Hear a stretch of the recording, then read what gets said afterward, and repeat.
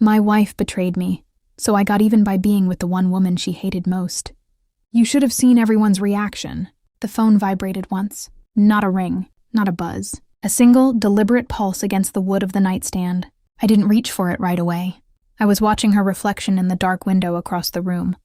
My wife, half-dressed, back-turned, pretending not to notice the silence she had just broken. The city lights carved her outline into sharp edges, familiar, intimate, foreign. She smiled at the glass, not at me. That was the moment something slipped out of place inside my chest. Not shattered, not cracked, misaligned. The phone vibrated again. She moved too quickly this time. Too smooth. The kind of practiced grace you only learn when you've rehearsed lies long enough to make them muscle memory.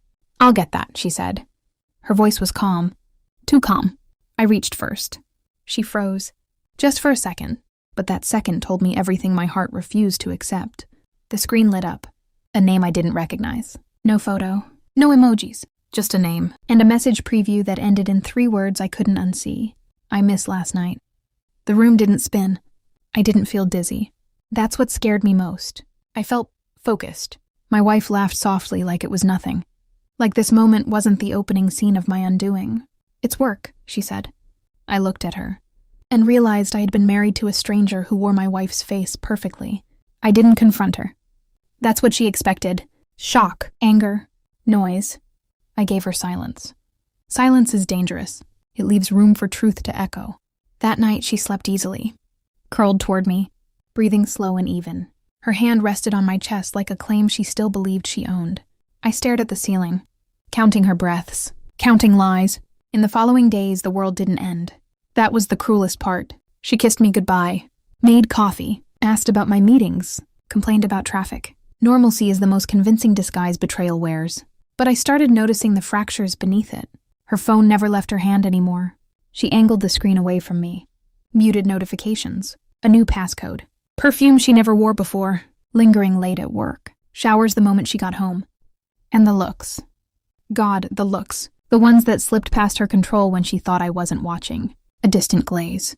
A smile meant for someone else. I began replaying our history backward, searching for the moment the switch flipped. When did I stop being enough? Or had I ever been? At night, I lay awake beside her, running simulations in my head. Not of rage. Not of revenge. Of truth. I didn't want to accuse her and be wrong. I didn't want apologies rehearsed for a crime she hadn't committed. I wanted certainty, so I became a ghost in my own marriage. I listened.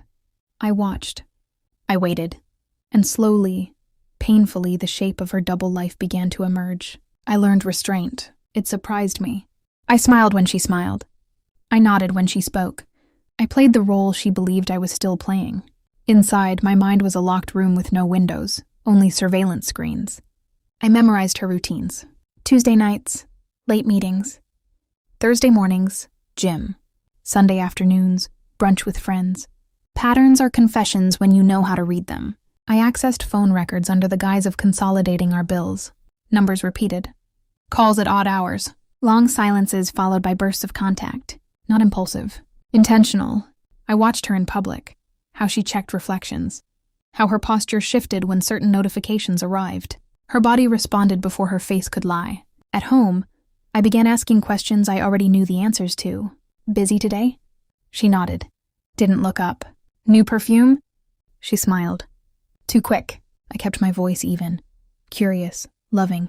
Every lie she told tightened something inside me. Not my fists. My resolve. One evening I followed her. Not dramatically. Not suspiciously. Just far enough to see her park. 2 streets away from a place she had never mentioned. A cafe tucked between anonymity and intention. I didn't go in. I didn't need to. I sat in my car and watched her through the window. The way she leaned forward. The way she laughed. The way she touched his wrist. That was when denial finally bled out of me. But I still didn't confront her. Because I wasn't done learning. I wasn't done watching the woman I loved dismantle our marriage brick by brick. Believing I was blind. And in that observation, something else formed. Not pain. Strategy. The truth arrived quietly. An email confirmation. A forwarded message. A receipt she forgot to delete. Hotel. Date. Time. I sat at my desk, staring at the screen, feeling nothing. That scared me more than anger ever could. I waited 3 days before saying anything. 3 days of watching her exist inside the lie she had built so carefully. 3 days of realizing how effortless deception had become for her. On the 4th night, I placed my phone on the table between us. Face up, unlocked. She knew before she touched it. Her smile faltered. Her breath hitched. I didn't raise my voice. I didn't accuse. I asked one question. How long were you planning to pretend? She tried to cry, tried to explain, tried to minimize. I listened. Not because I believed her, because I wanted her to hear herself. When she finally stopped talking, the silence was surgical. I know, I said. 2 words. She collapsed inward, like something vital had been removed. I never meant to hurt you, she whispered. That was when I understood something terrifyingly clear. She had never meant not to. I didn't leave. Not yet. Revenge isn't loud when it's done properly. I waited. Weeks passed. She tried to repair us. Tried affection, transparency, guilt dressed as devotion. I let her try. Because during those weeks, I was doing something else. Something she would never anticipate. I reached out to the one woman she despised with a passion that bordered on obsession. Her sister. No, worse. Her closest friend. The woman she had always felt inferior to. The woman she accused of wanting me for years. The woman she hated because hate is easier than self-reflection. I didn't seduce her. I didn't manipulate. I told the truth. And truth has a gravity all its own. It pulled us together slowly, carefully, without drama. When my wife found out, it wasn't through gossip. I invited her to dinner. All of us. The look on her face when she walked in. That was the moment. Shock, humiliation, realization. I didn't touch the other woman. I didn't need to. My wife understood. She always had. And this time, she had no lies left. I left that night. Not in anger, in clarity. I had already mourned the marriage while living inside it. What remained was a shell, and I was done pretending it was home. Now, when I think of her, I don't feel hatred. I feel distance. She lost something she never truly valued. I gained something I forgot I had. Control. And the quiet satisfaction of knowing she will replay that dinner in her mind forever. I won't. I already walked away.